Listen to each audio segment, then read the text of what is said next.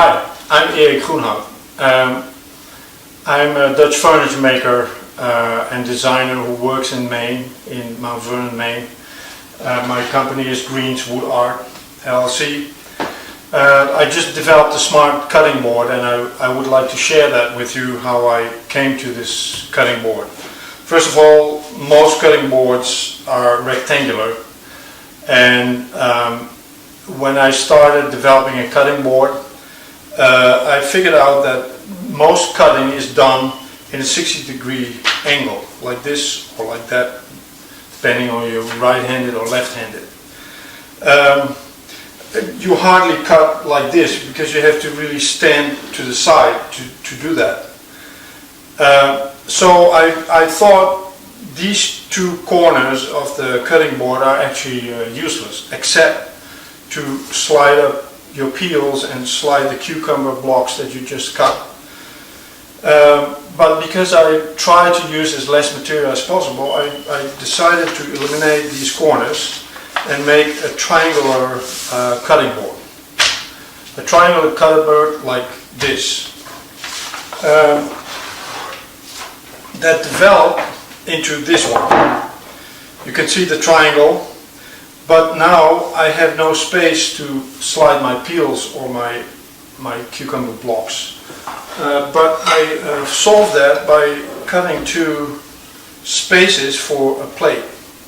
And you probably already get it. I cut, slide it on the plate, slide it on the plate. That's it. You go to the garbage and you go to the table with that plate. This cutting board on this side can be used as a decoration on your countertop.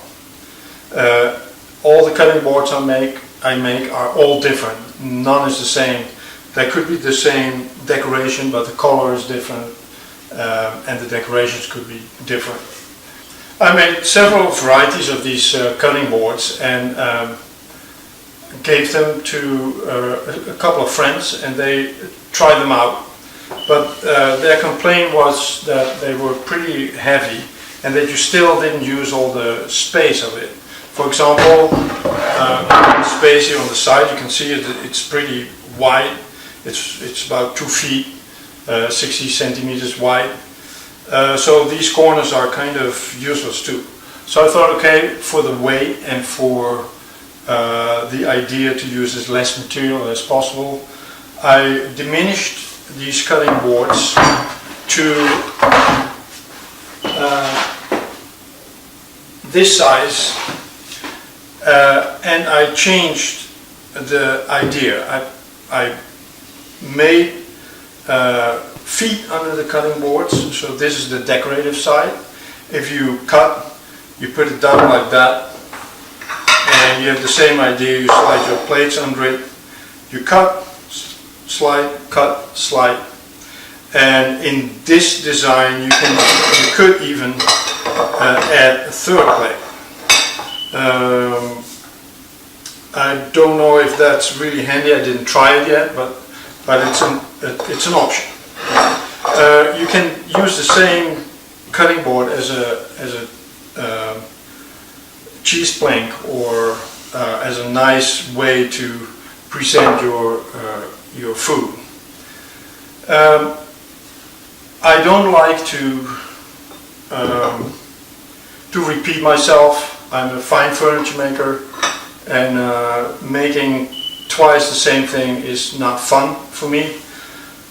So I make only different cutting board. Every cutting board I make is different. Like this, like that, like that,